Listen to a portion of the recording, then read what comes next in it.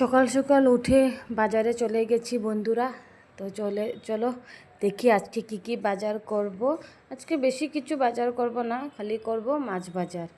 তো আজকে মাছ বাজার করার লেগে চলো, এই তো এসে গেলাম বাজারে। দেখো কি সুন্দর সুন্দর সবজিগুলা, কি তাজা তাজা সবজি। আজকে তো আর সবজি নেব না, মাছ নেব।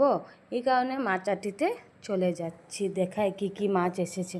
এই যে শিং মাছ, আমার মেয়ের জন্য একটু শিং মাছ নেব, তো দাম ধর করছি। এরপরে আরও অনেক রকমের মাছ আছে। তো দেখো কি সুন্দর সুন্দর মাছগুলা। তো আমাদেরও নেওয়া হয়ে গেছে মাছগুলা।